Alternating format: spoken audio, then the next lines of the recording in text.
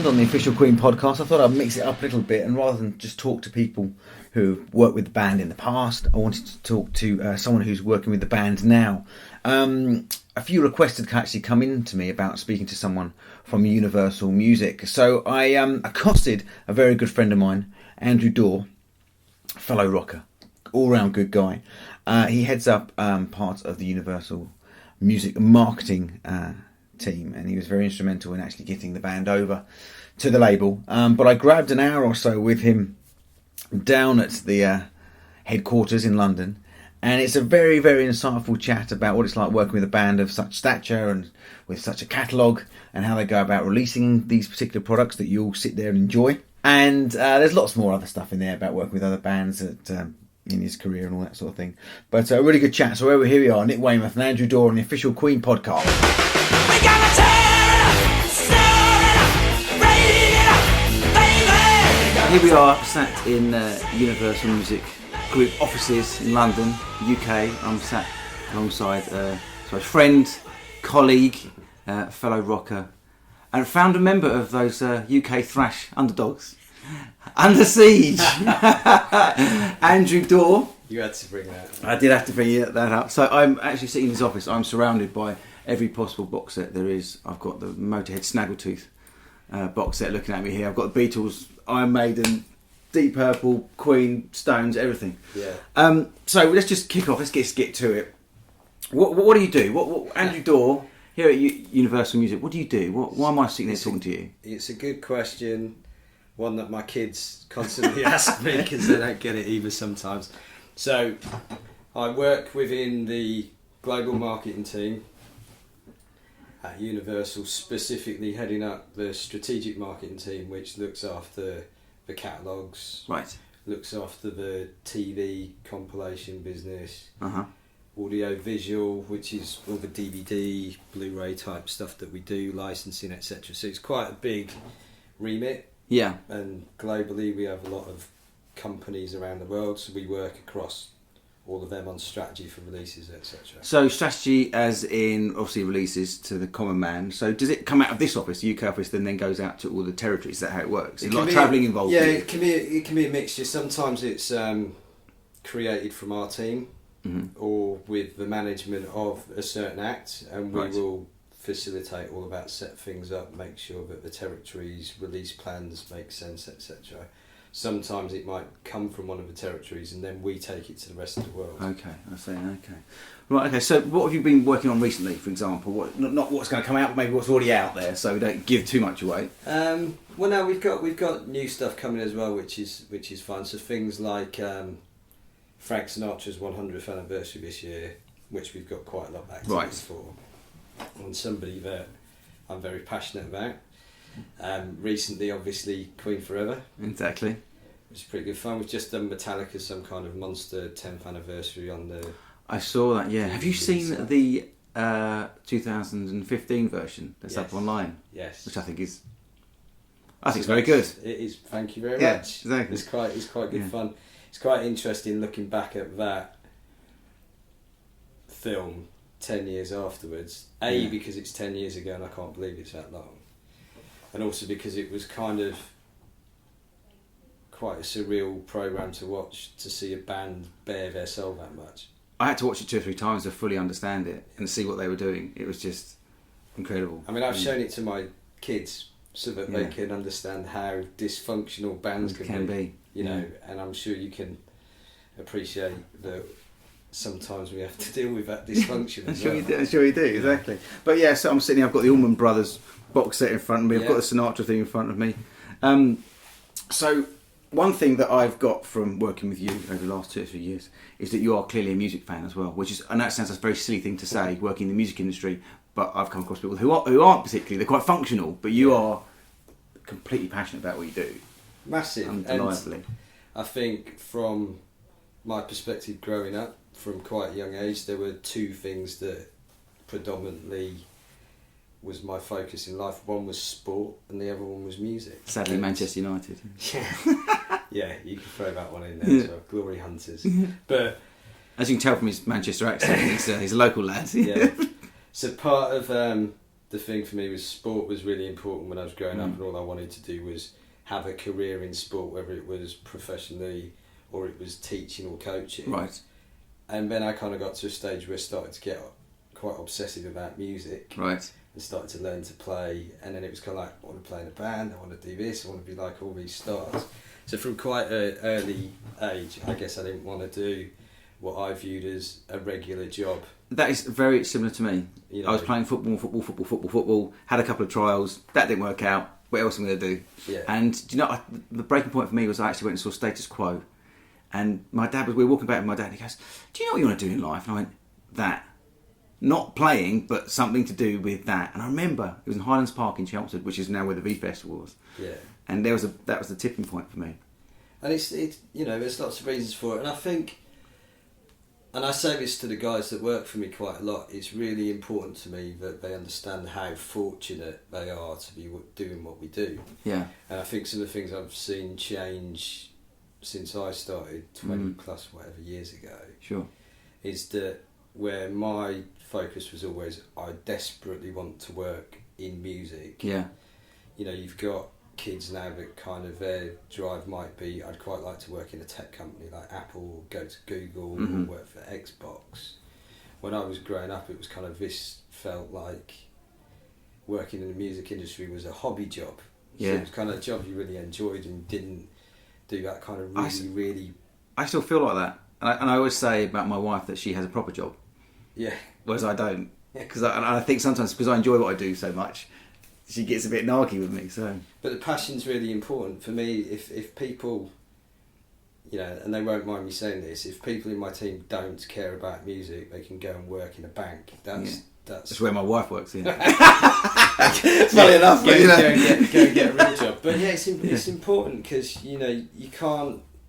Especially now, the way that we work all the projects and with the acts, they're all different. Yeah. And the way you market things are different, and the way that core fans expect to receive music, and the way that it needs to be curated to people, needs to be quite different all the time. So you have to care, or you have to like be involved with people that are really passionate about it, and being able to kind of interpret that into something that makes sense. So how did you break into working in the music industry? What was your little route in? Well, I moved to London when I was 20. Yeah. Just because that typical thing, I suppose, like in America, you move to LA if you want to be in a band and get signed. If you was in the UK, you moved to London.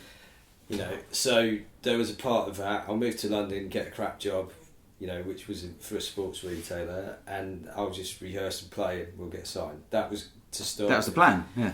And I had a flatmate who moved up and got a job at Tower Records in Piccadilly. Oh, I used to love that record store. I was working across the road, which probably gives away the sports. Yeah. And I was so jealous. He was working in the receiving department, which basically was where they used to get deliveries for CDs and things to go out on the shop floor. Yeah. And got such a crap salary, but I didn't care. I was just like, it's amazing. You get to basically stand in a shop all day just listening to whatever you want. You know, it's amazing. I want to do that. So I, being a little bit young and a little bit green, I remember my first Christmas in retail. When I started, I'd been promised I could have time off to go back to Somerset, right, to the parents and stuff, and they refused it. So I was like, you know, me being me, just went, well, I'm resigning, and quit, went home, and then every single day, I rang Tower Records, going, have you got a job? Have you got a job? Have you got a job? And I did that for, you know, pretty much 3 weeks solid. Yeah. Until they to get rid of you. I think eventually they just gave in. And I remember I was on £3.25 an hour. That's not that bad, really. When was this? Terrible. When was this? Something like 92, 93. Oh, okay, maybe, yeah. I'm trying to think what I was on though. I remember it was just really rubbish money, but you got to listen to stuff. You got to, you know, we used to get in trouble because we used to have this thing called loans. So you could take 5 albums a week from the shop. Right. Take them home, and you know you'd have them for a week, and then. Oh really? Okay. You know, can possibly comment on whether we copied them or not. Yeah, exactly. Let's just say it expanded my music knowledge at the time. The Tower Records library, almost. Yeah. And Tower was great because it was such a massive store. Oh, I still love that store. You know, still like Amoeba in America is probably only thing that's kind of towards that. Yeah. And the great thing at Tower was, because it was such an important retailer for everyone, even though you got really crap money for a salary perspective, you could go anywhere. You go to most clubs would be £1 to get in. Yeah, you get tickets for gigs. You're bang in the middle of everything, the action, aren't you? Yeah, so you can't, that's another part of where my obsession with live and going to gigs comes from. Is when I was at Tower, you'd be out 3 or 4 times a week going to gigs. Great. And stuff, so we were really lucky, and you had the Marquee around at the time, and the Astoria and places like that. So a lot of really big bands that Yeah, that's hard. The early 90s, because British rock music had late 80s, early 90s was a big scene then. We had quite a few bands out and about, didn't we? Yeah, and you always had those kind of special moments where like something like Monsters and Rock or Reading would be going on, and you'd have a big band that would do a warm-up gig at the Marquee, and if you was lucky to get to go to them, they were always someone like Faith No More was amazing to see in somewhere there at the Marquee with a few hundred people. So that's what. So I feel this is the official Queen podcast. I better swing it back into Brian mode, Roger, Freddie, and John. So so you're now sitting in this position. So what's your link with Queen then? Do you remember? I remember first meeting you in a meeting where you were presenting ideas around the time when Queen came to Universal. So what was it like when you first heard that Queen were up for grabs, as it were? The alarm bells ring across all the major labels, or when they left EMI? I was kind of obsessed. There's always a list of what I view as the Holy Grail. Right. And in recent years, I've been fortunate enough to get some of them. Okay. Effectively to work with them day to day. Being the Beatles. Yep. Rolling Stones. Not bad. Queen. And we kind of effectively raped and pillaged the EMI in one way or another is one way to look at it. But all massive legacy bands that have lasting careers that will go on past them into other generations, which is really interesting. Queen was always something personal for me because it's just because of my age and moments in the career, they've kind of always been there. Yeah, sure. And I think Queen are interesting as a band because I refer to them quite often. You get people go, I hate Queen for whatever reason, and you can guarantee everybody has a favourite Queen song. They are the ultimate crossover band. Yeah, they're like the ultimate guilty pleasure for people that aren't outwardly, big Queen fans, and I think that's quite. Well, I see the benefit of that from what we do with Queen, but I think that's quite unique for them to be like that. So, were you part of the team that were like, right, we're getting this band? Yeah. Yeah. I mean, my role usually is there's an opportunity to try and acquire this catalogue or convince this act to come across, and I'll tend to be one that works on what we would do if they were here in the company, what projects we could look at doing, what opportunities we think there are, looking at the right timings to do certain things, not necessarily to go we know more than that band or that management team, but just to kind of get some of the conversation going, because some people come in and work with you and they know exactly what they're going to do in this year, and this year we're going to do these projects, and others it's kind of like, well, we're not going to think about it ourselves, and it just kind of, it's like a two-way thing. And the best relationships, which are like this one, is where we can go to QPL and go, what about this idea, or have you thought about this, and they'll come back the other way again, we were thinking about this. I was going to get on to that. It's quite collaborative, and I think right now it's collaborative because we've kind of earned trust with each other.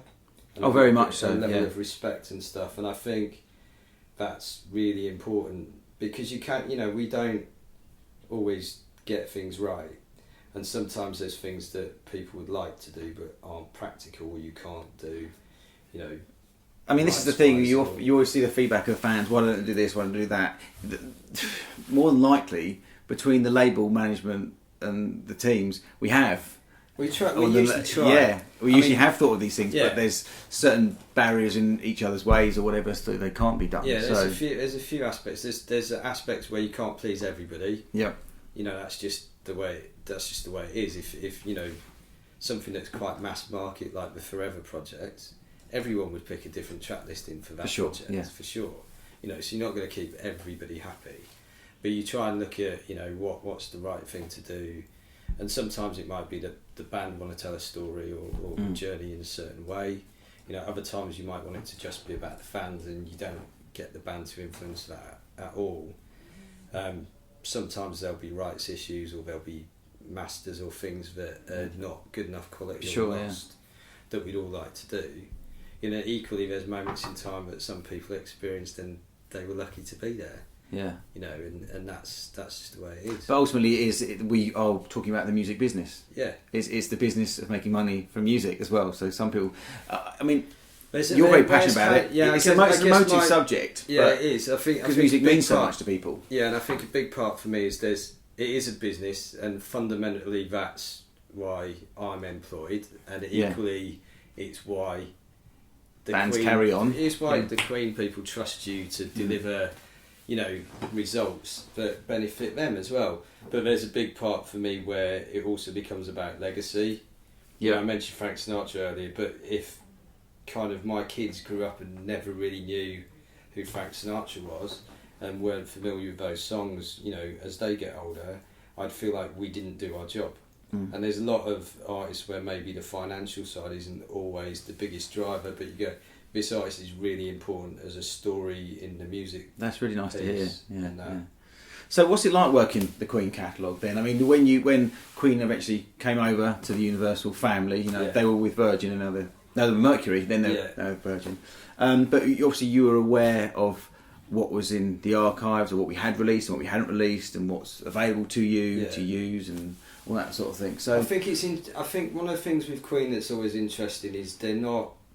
You can slice the career of the band into so many different sections. Mm-hmm. You know, really proggy and rock in the early period, and then later on, just, you know, really pop driven and synth and keyboard orientated is quite diverse. And I think that's why it appeals to so many people.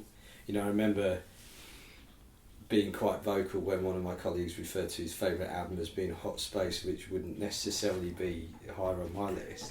Bizarrely though, it's one of the albums that I listen to more because it's so misunderstood. What I like doing is like taking out the not so popular albums out of catalogues. Like I'll go and listen to Undercover from the Stones, or Dirty Work, because you've heard the others so much. Yeah, because my favourite album in the world ever is Exile, but I need to understand these albums. So but in Hot Space, it's no surprise for him when mine would be Sheer Heart Attack, because it's obviously very rocking. I was going to get onto this. Were you a fan when this all comes up and Queen have come over with this catalogue? You sitting there going, right? Well, I know my favourite album, and I think a part of it for me was like realising that quite how much you knew about Queen in certain instances, and kind of for me it was almost like a little bit of a nostalgia journey again. Thinking, I remember when I was like this age and doing that. Like I think the first real time that Queen got my attention wasn't even through the music. So I used to have a mate who, we both liked American football, so we'd go around each other's house and just chuck ball around in the back garden. On that note, there's a LA Kiss American football helmet just sitting to my right here.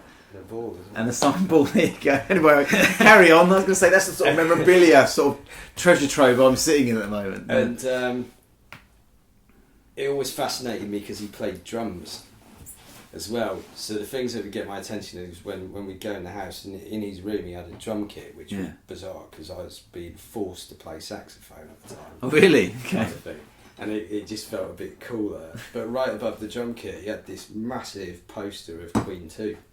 Right. So from that always kind of intrigued me from that period as to who are these guys, and I think I was quite scared of listening to Queen initially because I just thought it was because it was black and it was all when you're that age. That's the first thing you see. First thing I saw, and it was like it just felt really epic and big, but you wasn't sure. At the time I wasn't sure what it was going to sound like. So that was. And then kind of, you always remember things like, the Live Aid stuff, kind of a little bit older, but the tribute concert that went to and stuff. And now the biggest thing for me is not being able to see Queen with Freddie and back in the day, that was something that I never got to do. My first live experience was the tribute. Well, this is the funny thing. I go back to this as well. I was 16. I was a massive Guns N' Roses fan, and I knew they were playing the tribute concert, and that's why I watched it. I knew Queen, and I had, greatest hits 1 and 2. But and I loved seeing Axl and Slash. It was brilliant. That's what I was watching it for. But then I watched the rest of the whole thing, and then the first thing you thought was, "Oh, I wish I'd seen Queen." Yeah, I remember thinking that, sitting there in my mum and dad's front room, going, "Oh, what a shame." And it really dawned on me, what happened. And I was the same. I was kind of, really big fan of Guns N' Roses and Metallica, and with both of them playing, it was kind of like, I've got to go, partly because I want to see those bands, and quite like Queen as well. And it was, so it's kind of it's been quite exciting to go back. I think the other thing for me recently that's been brilliant was the Rainbow Project, because I think when you take it into context, you can look at that performance and you can watch it and think, yeah, it's pretty good, the band could play quite well. But when you think that at the time nobody was doing stage shows anywhere near that level, with that kind of complex lighting structure and the way and how tight the band were and everything, it's amazing when you look at it like that versus what some of the other stuff that people were going to see at the time. Yeah, but they were a hard, tough rock band. That's a heavy album. It really is. And I know the fans were very appreciative of it when we did our screening of it down at the Hard Rock Cafe. In which you were kind of put, which is great fun, which you were kind of put on the spot a little bit about Forever, weren't you? When's it coming out? Yeah. And I just sort of shouted out, there is a representative of Universal Music in the room. You're like, this year. Yeah. Exactly. It's always kind of, that's one of the things I kind of like, but can also be quite strange if when you're excited about projects and you desperately just want to go, this is happening. Completely. And you're part of the kind of inner circle, so to speak, and there's a level of trust to kind of, where something other people don't. No, it so is in those hard. instances where it's kind of like, well, I know exactly what date's coming, but I'm not going to say because it's not the right moment to let everybody know about it. I still believe in that little mythical thing and holding stuff back. And do you remember, we never used to have the internet when we used to go out and buy records. We used to be like, read a review and then fingers crossed, go down to our price or whatever it was then, and you'd buy it and you'd hope you liked it. You spent 12, 13, 14 quid sometimes on a CD. I remember going in in with a notepad to our price and Acorn Records in Yeovil, where I'd kind of spent my teens, and literally asking what was coming out in the next X weeks and making a little note of anything I might be interested in, because that's kind of partly how you found out about records outside of the magazines, because monthlies were no good, because by the time you got the next piece of news you kind of knew about it, and you kind of lived for weeklies, which is why I think at the time things like Enemy or Sounds or Melody Maker and Kerrang were really important, because they were more frequent in the message. Yeah. So going back, you mentioned Rainbow there. So how does it work? The process work for you? Yeah. You have maybe gone to management, or management have come to you saying we've got this particular idea. Yeah. What then happens in the processes from a record label side, particularly sort of Rainbow? From our side, we'll look at whether we commercially think it's a good thing for us to do. Yeah. We'll look at what formats we would ideally like to make available to. Fans and consumers, what platforms or ways we'd want to deliver stuff, so what physical formats we might think would be a good idea, in an ideal scenario, what digital releases, what streamed based products, whether to do apps and other things. And part of that wish list of products is balanced between what content is actually available to go into those packages. So there's no point just doing lots of different boxes and almost like entry level products. Yeah. If there's nothing to put in them, and we are always quite keen, particularly with Queen, to make sure that what the fan gets is something that's worth them paying extra money for at times. And and people want different things. You see in the office, I like those big packages where I can sit there for a while and look through various memorabilia and stories about that album, and I think that goes back to when I grew up and you basically spent hours looking at artwork and reading through sleeve notes, and there's other people who work for me would be like, who wants to read sleeve notes? I used to do that. So maybe it's a generational thing. I used to know the length of all the tracks. I used to know who the songwriters were, who played sax on this track, or so that guy didn't play with the guitar on that one. Why is he not on that track? I used to know all that stuff. And you did get a lot of that from reading through that kind of stuff, and I think some of that got lost when people started to become more digital orientated. Yeah. But again, now if you really want to know that kind of thing, it's at your fingertips in a lot of cases. But there's still something for me, and I think for a lot of people, particularly with legacy artists that have got established careers, where there's nothing better than like holding something and looking at it. Well, Brian mentioned that the other day. Pictures, all that kind of thing. You know, Christmas was quite funny for me because I got quite a few books. And the missus was like, you know, what is it with you and books? Why don't you get someone to get you something on the Kindle or whatever? And it's kind of, it just doesn't feel like a gift, you know. And it's just nice getting, you know, picture books. Yeah, just but I don't completely feel agree. the same on an iPad or whatever, you know. I was going to say that sort of thing, you know, these box sets and all that sort of thing. This obviously lends more to someone like Queen as well, because they do have this history that's necessarily untapped. We do have, you know, without giving too much away, we've uncorked the 70s, haven't we? Yeah. With Rainbow, and there'll be, you know, the fans know there's other things there. So we're trying to leave the Wembley period. Well, so we know we've all done 86 quite well. Yellow jacket so it works for Queen in that sense, doesn't it? So, but with the industry being slightly different, are Queen an exception because they have all this catalogue that they own and they look after? You know what's really interesting with Queen, and I would say it's the same for the Stones, is they've got really strong splits across physical kind of iTunes based ways to listen to music and the streaming services, and I think that again just reflects how popular across different types of fans they are. And I think there's other artists that we work with that are probably more physical and not really as strong on the streaming services, and I think that's good for them, because I think it just shows there's a tendency for people to think that people who listen to streamed music are young, and that's not completely true, but it is a good opportunity to reach new music fans. So I think for Queen it's good because it clearly shows that their music legacy is continuing in a different way, and I think that's, you know, going to benefit in the long run for the Queen brand. How do you get on with Roger and Brian? Because I know you do, and you see them a lot because you're quite hands-on with your artists, aren't you? They're for me it's always about them. If they want, you know, I'm a fairly laid-back type of character. You should see the way he's sitting now. Yeah, exactly.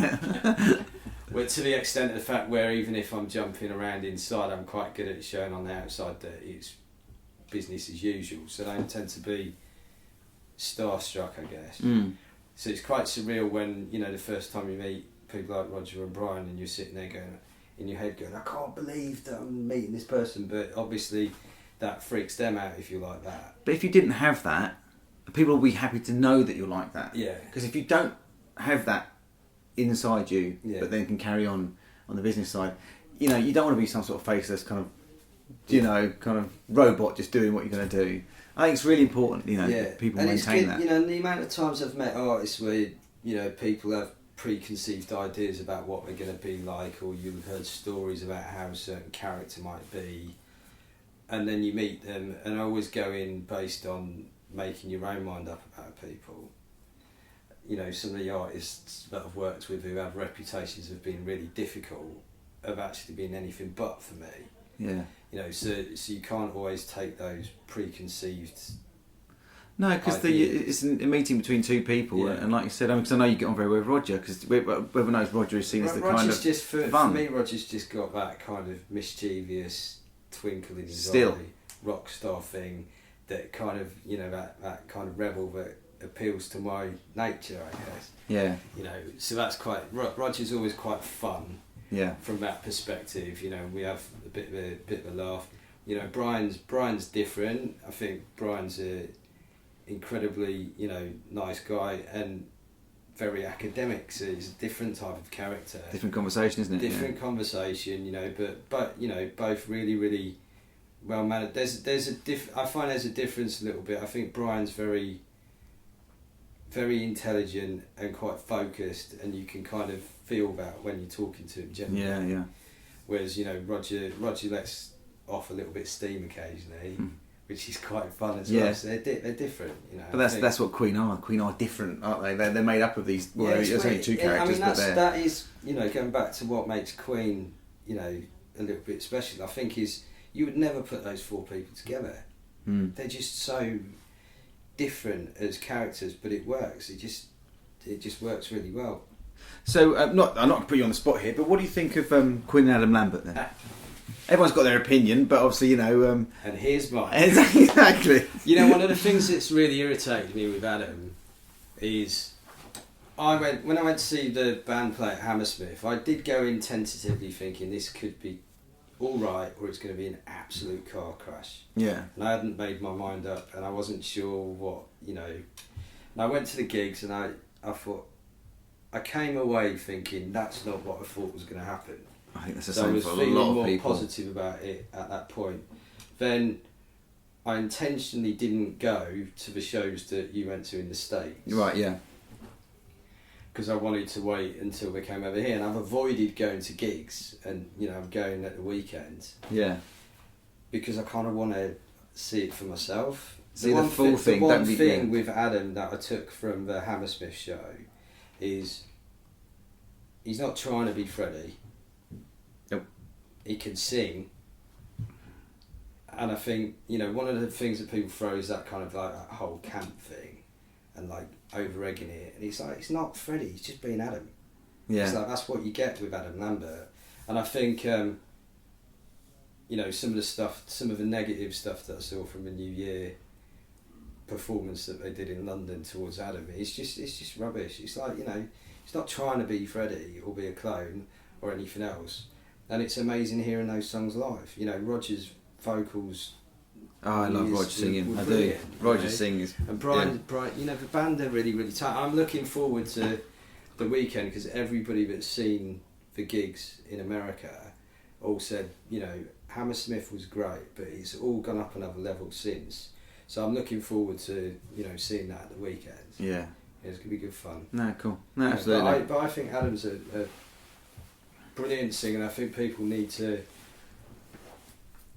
not be so blinkered between Queen being all about Freddie. You know, it's like no one can ever be Freddie Mercury. But like I said, he's not being that. It's just, it's kind of like I was talking to Brian about it the other week, and I just said, I'm just gonna really simplify this. You need a singer. Yeah. And he's helping you sing some of your rock and roll songs, and you happen to have an absolute cracking batch. Yeah. And why not? I mean, and I hate going to this, that they're not young men anymore, and they want to get out and do it, and they can't do that around. But I do get why fans get not upset about it, get vocal about it, because this Queen band. There's some hardcore fans, but they're a very big soulful band. They mean a lot to a lot of people in this country, don't they? I mean, it's kind of. I mean, it's kind of. They the get other it. thing for me is, it's, you know, like Freddie's such an icon, such a unique performer. You know, along with other, you know, if someone replaced Kurt Cobain in Nirvana and it reformed, it's not Nirvana, but it's that kind of thing. Of it's not like Adam's replacing Freddie Mercury. You just knocked it on the house. You know, In my other interview, you say not replacing anyone, because that suggests that he's left, right, or he's been fired. He's not, because he's not with us anymore. He hasn't replaced anybody. Yeah. It's. I think people should consider it fortunate that, you know, they're getting to hear those brilliant songs again, played brilliantly with somebody that. I mean, we've seen so many acts that we love. Yeah. Where we've got albums we feel quite precious about, where the singer's voice is shot. Yeah. The last thing that I would want at the weekend would be seeing that Queen band with Freddie's vocal sounding dodgy because he's been doing it for 40 odd years. Yeah. You know, people don't always think about that. Adam nails those songs vocally all the time. I was going to get on to sort of just quite generally. We're going to be seeing sort of things like this now, aren't we? The age of this golden age. I always call it this golden age of rock and roll, where we've got these big artists, these big bands, where they are hitting retirement age, and you should go out and see these bands while you can, and while they can still do it, because there's a lot of bands out there that can't do it. And you know, like probably the last ACDC world tour is is one of those things where we'll take the kids because they like ACDC, and I know it might be the last time they ever get to see that. And you know, it's the same with the Stones at Hyde Park.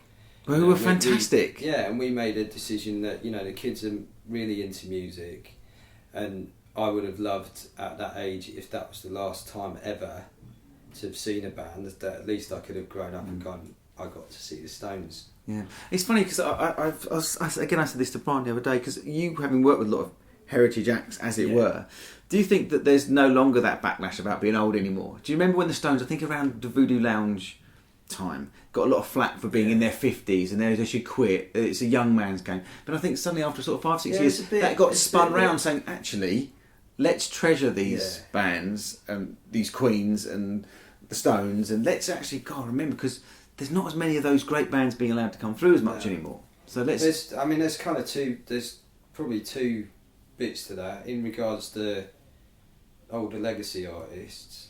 You know, I think there's definitely a period where it kind of feels a little bit like it was with the Stones, but I think a lot of those bands are so professional, and such perfectionists that when they take that machine out on, you know, the Who or whatever, you know, you go and see those bands, they don't give you a dodgy sounding performance, they'll really pull out all the stops, and I think that's cool, and I think that's stuff that the younger bands learn from. And then the other side, I guess, is you have got other bands coming through, I just think they come through less frequently than they used to. Yeah, maybe that's what it is, I think the other, you know, so like the Foo Fighters are just, you know, you could say they're an established band for quite a while, but they're a different generation. Yeah. You know, you've got younger bands, and then I guess if you're talking about rock, you'd be going into, so Slipknot and Avenged and those type of bands. You know, there are bands that still do that. It's just that I guess we were lucky that we used to see loads of them. And I think the other thing is people have so much choice now that I think it's hard to cut through, and that's why sometimes that loyalty that you attach yourself to going, there's only, you know, 5 bands that play near where I live this year, and I'm going to go to 2 of those gigs. Now it's kind of like you can go see whatever you want in some cases. It's funny that you're going back to that, because I remember getting Kerrang every week, and every week there'd be a release by a big band, and I'm like, how am I going to afford these? Do you know what I mean? And as much as sometimes, you know, you work at a label, labels get this kind of Tommy Vance's show to get some of the tracks. Right? Yeah, no, absolutely. You know, they'd be like, but they'd only have 2 hours of the rock show all week, and that would be it, wouldn't it? I was going to say, working at a label, big labels sometimes get a bit of a, I don't know, not bad reputation or whatever, but there's lots of myths about. There's there was a filter, wasn't there? Yeah. As great as it is that I found loads of different small bands that I like and all that sort of thing, but there was a filter, a quality filter that was there, and a system that kind of worked for a while. So you did get these big acts that were releasing records regularly, and there were a lot more of them. It is, you know, it's one of the things I've noticed, and it is different now, a lot different from when I started, because you used to invest in a band for a long period of time. Yeah. So there was always this kind of official saying that used to kick around the industry, which was that, you know, you'd give a band till their 3rd album for them to kind of really hit their straps. And now it doesn't feel like lots of bands even get to the 3rd. No, not at all. You know, and some of them come straight out the blocks, have a good record, get put back in the studio, and it's kind of like, don't know what to do, don't gig as much before they got signed. You used to have to play hundreds of gigs before you could get people coming. Toilet tours, everything, Yeah, so it's different. I think the thing that I like here is that, you know, my bosses basically do still passionately want to find new music. So they do invest in that area, but it is different. You know, it's definitely different. And the main thing for me is also, you know, fans are really different now. They're really fickle. You know, if you disappear for a period of time that's too long, you know, you come back and the fans that you thought you had have gone on to the next big thing. And it's different. I think with established artists, you've kind of always got that base of kind of devoted fans that really like ACDC or really like Queen or really like the Beatles, etc. I guess that what they had in there, these older acts, as we keep talking about, is that they had they've got 20 hits. A lot of these bands have got 20 hits, so therefore they will always have, whether they're releasing new material or not, they can play live. They can do something. It's choice as well, you know, and it gives them that career, isn't it? It's probably choice as well, because I imagine you was probably like I was, where you was growing up and you could, like you said, you couldn't afford all of the albums that you wanted, so you'd probably convince a mate to buy a different one, so you could swap. Yeah, you know, and that's kind taping, of, that sort of thing. We used to do all that stuff, didn't we? It's not, you know, it was just different. But you'd still go out and buy it when you could. Yeah, it was kind of, you know. And now I kind of look and think people are really, you know, it's amazing the access to music is just huge for people, and you know, even on the live side, it's like, I mean, we're really lucky because we're London based, yes, or even UK based, but you see how many bands come and play. I mean, how many bands tour in Europe and don't play London? It's just kind of, if you want to go and see stuff, you get opportunities that probably never used to in the past. Yeah. I mean, you touched on it earlier a little bit. Very, very basic stuff. Your favourite Queen album? Sheer Heart Attack. It's weird though, because I have got a soft spot for another one, which I wouldn't say is necessarily always at the top of people's list, but it's partly because of me, you know, saving up and buying my own money and being excited about the release and stuff. Would have been Miracle.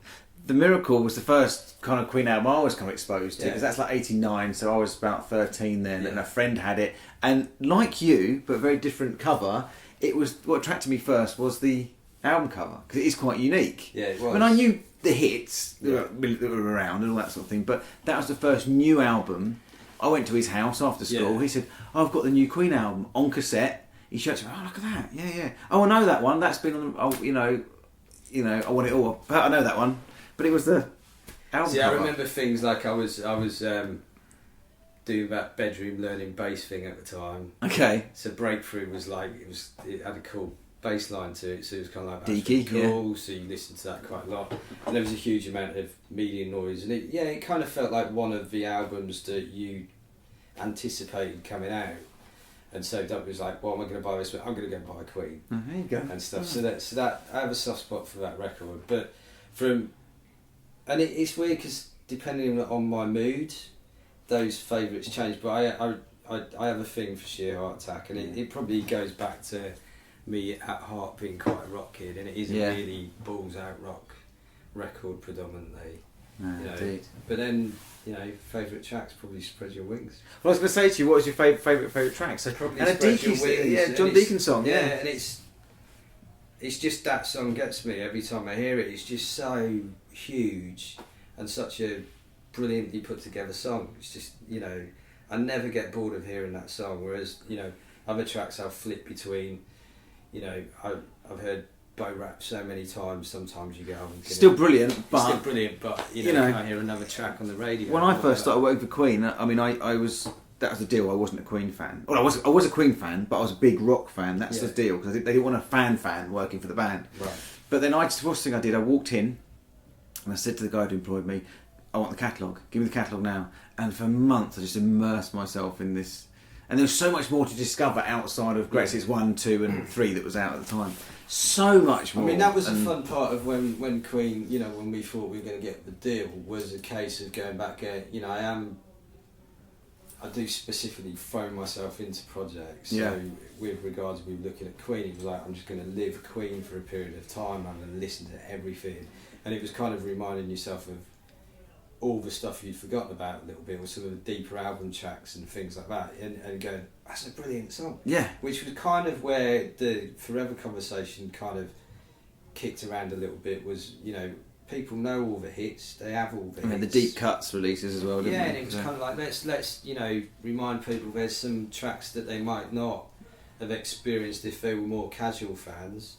You know, and I think the way that it was pulled together with the guys, you know, flows really nice, and it was just nice to remind people of you know, tracks they wouldn't normally listen to. And 3 new tracks, obviously. Which was really exciting, because again, in that instance, you don't know, you know, tentatively, because you work on so many packages with acts where there'll be something new and you sit there, you know, wondering if it's going to be of that level. Is it going to hold up? Yeah. Is it going to really hold up? And, you know, I was so happy when I heard the tracks because, you know, and equally I'd kind of got to a point of fatigue with the Michael Jackson track a little bit and thinking it was all going to be about that track. And then you heard the other two, it's just like amazing. I mean, Love Kills... It's just gone to radio now. We're sitting here in, well, mid-January. It's gone to radio now. And it was a real grower as well. But the arrangement of it's so nicely done. It just works. I just think the tracks are great. And Greg had always intimated, you know, that there was this piece of Let Me in Your dust. Heart Again. Oh. Yeah, and it's a great track. It sounds. The funny thing for me is if Let Me in Your Heart Again had been released as a single back in the day, it would have been on that track listing. That's the way I view that. I said that to Greg in a chat I had with him, and he said absolutely. He thinks it would absolutely be part of it. You know, and people would be going, "Why is that not on there?" If we'd have left it off. So it kind of felt good, you know. And I was pleased because you know there's nothing worse than a dodgy old track being tacked on an album where the fans feel disappointed. Yeah, but without giving too much away, we have lots of nice plans for 2015 anyway. We So we're currently working all those sorts of things. Exciting plans. Exciting plans, of course, yes. And if you're a fan of vinyl, I think, which you are, aren't you? I am. Yeah, I'm a big vinyl fan, and I think there's always a level of music snobbery about vinyl. I think, but I just like the sound of it. It just sounds really warm, and like I was saying before, it's not just listening to it for me. It's just I like seeing artwork in that size and. It is a piece of art to me. Right, so sort of rounding up, like I said, I'm surrounded by so many different box sets of bands, and I know... And not just Universal. Not in the slightest. You've worked with a lot of artists, so if it all ended tomorrow, you had to go and do something else. What are the 2 or 3 abiding memories, or what are the greatest stories or fun bits you would want to take away with you? Because seriously, everyone, you've got to see this room. It's just... Gandhi's even sitting over there. I don't think you met him. You know but what? I find it really weird to pinpoint specific ones because I have been so lucky to work across stuff. I think some of my memories will be in stores at Tower Records with bands performing, having to get a certain singer to stop taking speed off a cab and tell him to get on stage. Quite interesting. You know, seeing bands have punch-ups and then go on stage, you know, from that era, that's kind of quite fun. I think Johnny Cash has always been somebody that's been personally quite exciting for me, which, you know, got to work on the release we did around the film when Walk the Line came out, and, you know, Jackson's name comes from that specific... That's Andy's son, by the way. That's my son. Yeah. So that was, you know, that's something where I was quite proud, and also because it was music my dad liked. My dad's a minister. Right. So when we were growing up with certain gospel stuff, which is the crap Cash stuff, effectively. Right. Okay. So I wasn't a big Cash fan. Yeah. Because that's what I always used to think of as Johnny Cash. So when I started working on those projects and really got into like when they did the American recordings stuff, absolutely, a new generation of people back in. They pulled me in. I was suckered in straight away. I was like, exactly. Oh, well, okay. You know, and being able to, you know, every now and then, especially early on at Universal, I'd take stuff back down to mum and dad's and kind of get that nod of acknowledgement from your dad that that's quite good. Was your name in it and all that sort of thing as well? But equally it was kind of like somebody that he actually thought was credible. You could relate to, Supertramp and Johnny Cash for him was kind of like, I know them, so are you actually doing a real job now? Brilliant. So that was quite fun. And then I guess, you know, when you meet some of the acts, you just sit there going, if you'd have told me at 13, 14 that I'd get to be in the same room having a chat, work-based chat with, you know, you guys from Def Leppard or Bon Jovi or Metallica or Queen and that kind of thing. Outstanding. You've gone, that's never enough. It's ridiculous. Romantic, can we do it again? Can we do it again sometime? I'd like that. Woo, seaside rendezvous. Give us a kiss.